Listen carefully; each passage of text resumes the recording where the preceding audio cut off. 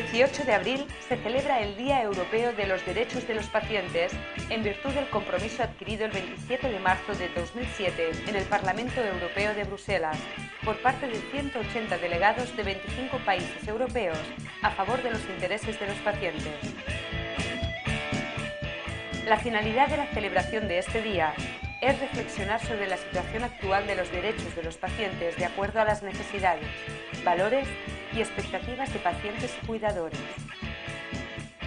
y servir de espacio público de debate sobre el papel de las asociaciones de pacientes en la mejora de la calidad asistencial a través del compromiso diario con los pacientes, familiares, cuidadores y voluntarios, y de la directa colaboración de los organismos, entidades y empresas implicados en el cuidado del paciente.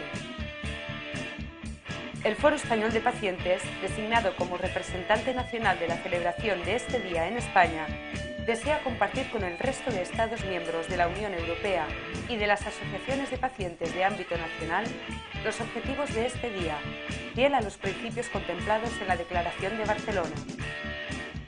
El Foro Español de Pacientes ha crecido con el compromiso explícito en la protección y mejora de los derechos de los pacientes que adquiriera desde su creación en noviembre de 2004.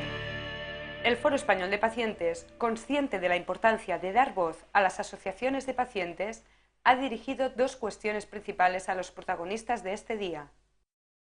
¿Qué es ser paciente?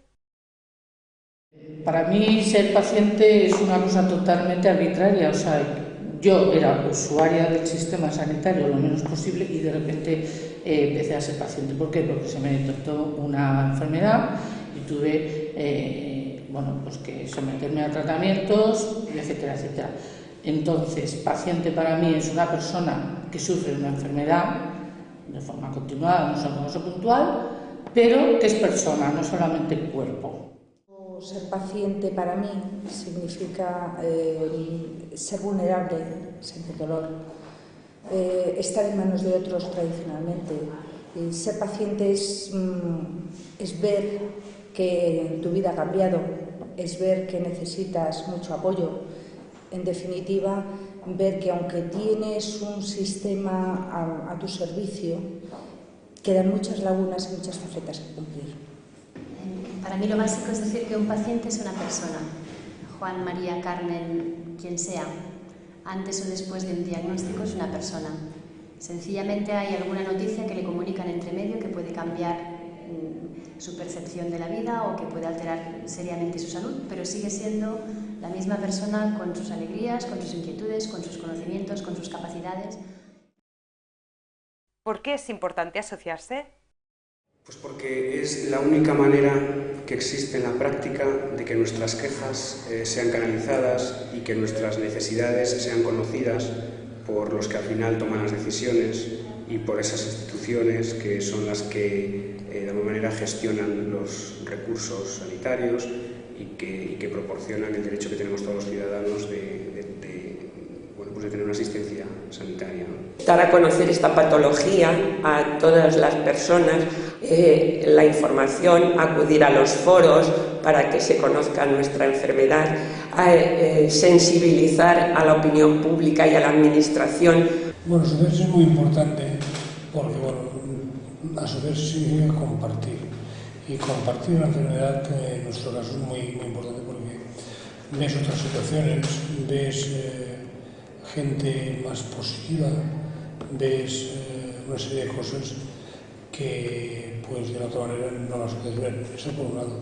Por otro lado también está el tema de la presión, ¿no? No es lo mismo ir a hablar con una autoridad sanitaria representándote a ti mismo que no representando a 10.000 enfermos, ¿no? Bueno, porque se dice que hace mucho más las personas unidas, la unión hace la fuerza, ¿no? Y realmente cuando tú tienes que tener una voz ante la administración, cuando van tres personas, yo recuerdo al principio cuando creamos la asociación y íbamos ante la administración pública, nos decían ¿cuántos socios sois? Y claro, era una voz pequeñita, ¿no? Que estaba ahí chillando, pero que todavía era pequeña.